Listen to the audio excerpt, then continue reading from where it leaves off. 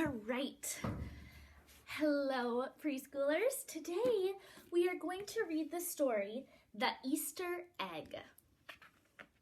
Okay, and the author is Jan Brett. Remember, the author is who writes the words, okay?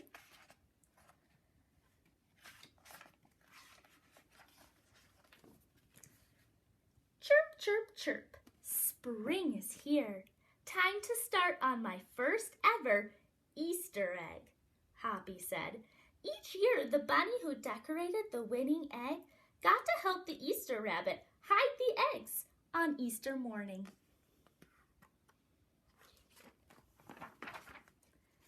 Hoppy had been dreaming about being that bunny all year long. Now it was time to get started.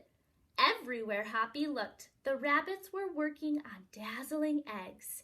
I need an amazing idea, he thought. Hoppy spotted Flora Bunny planting spring wildflowers in her eggs. The Easter rabbit will love those colorful flowers, he thought, and started picking flowers for his egg. Here's a basket for your flowers, Hoppy, Flora said. What kind of basket is it? Has wheels on it. Those ones have a handle.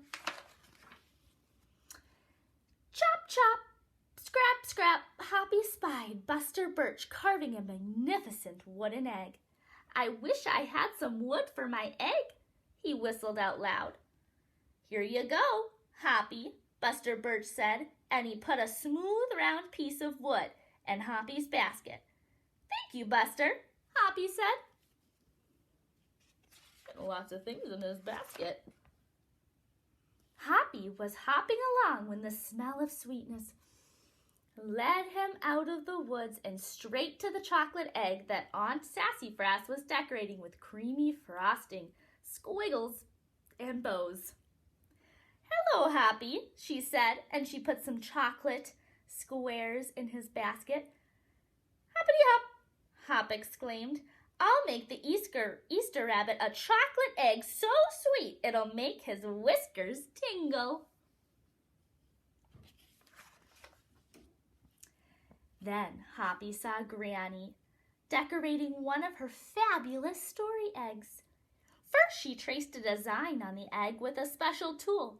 Then she dipped the egg in pots of yellow, green, orange, and red dye, adding to the design each time. Hoppy couldn't believe his eyes. I'll never make an egg that beautiful, he told Granny. She smiled. Try, she said, giving him one of her special tools.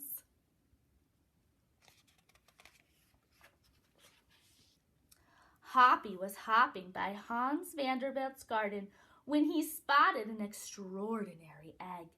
Hans was painting a portrait of the Easter rabbit so real that he looked alive. Fantastic, Hoppy exclaimed. Thank you, Hoppy, Hans said. Why don't you make a painting on your egg? He gave Hoppy pots of paint and a fine brush. Oh, look at all that paint colors he's got.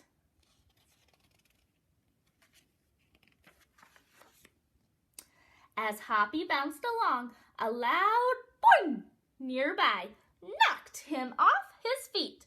It was a whirling, twirling mechanical egg. Wahoo! Hoppy said. That's an unusual egg. Would you like to make one? Roberto asked. Hoppy tried hard, but the harder he tried, the more parts and pieces piled up around him. Thank you, Roberto, he sighed, but I think I better make the egg that is right for me.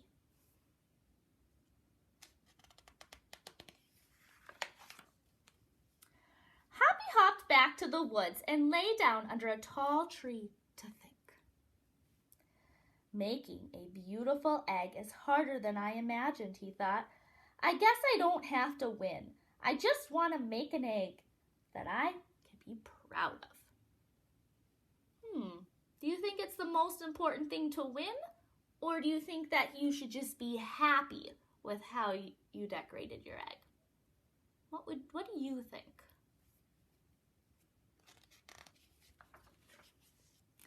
Suddenly the woods rang with a squawking of birds sounding an alarm. Mother Robin swooped down, calling wildly, as if she couldn't decide where to go. An egg had tumbled out of Mother Robin's nest. Inside the perfect blue egg was a baby robin that needed its mother to keep it warm until it hatched.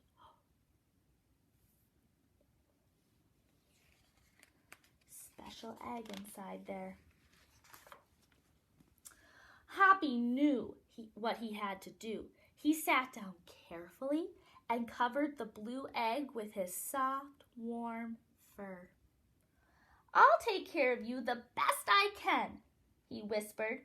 Relieved, Mother Robin chirped and settled down on her other 2 eggs. He's going to keep them warm for her. That reminds me, I'm making a connection. Remember the connection symbol? Of when we learned about penguins and how the daddy penguin sits on the eggs to keep them warm. When you're reading a story, it's always good to make connections, friends. Hoppy never left the robin's egg.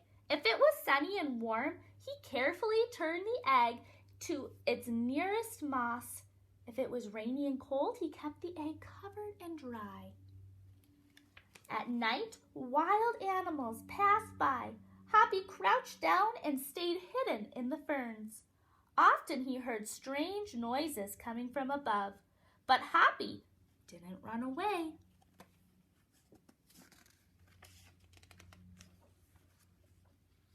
Every day the rabbits worked on their eggs. Tadpoles turned into frogs, buds swelled into leaves, and Easter came closer and closer. Finally, it was time for the rabbits to take their eggs to the glen.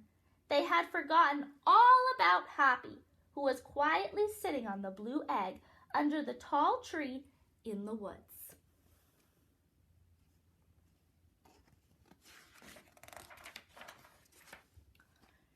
Early the next morning, the rabbits waited for the Easter rabbit. Suddenly, a beautiful wagon rolled toward them out of the mist. Look at all of them, anxious to see what it is. And stopped! The Easter bunny stepped down from the wagon and admired the decorated eggs, one by one. Wow, it's a lot of eggs to look at. Look at all of those. "You have brought the most beautiful eggs in the world, but a very special one is not here," he told them. The rabbits were puzzled. Whose egg could it be?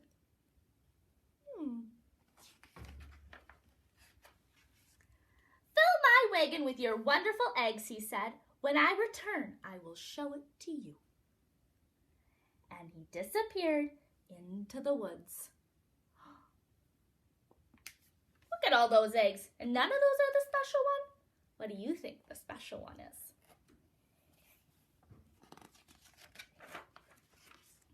He came back with Hoppy, looking scruffy and bedraggled. Hoppy was an amazing egg to be proud of. The Easter rabbit told them he has kept Mother Robin's egg warm and safe until her baby bird hatched and she could take care of it. The Easter rabbit placed the empty blue shell in the place of honor at the top of the wagon. Now they were ready to go. It's kind of cracked because the bird already hatched. The rabbits cheered for the egg that had surprised them all. "It's our best Easter ever, Hoppy," they shouted. The brave little bunny and the Easter rabbit rode off together to hide the eggs for girls and boys to find on Easter morning. The end.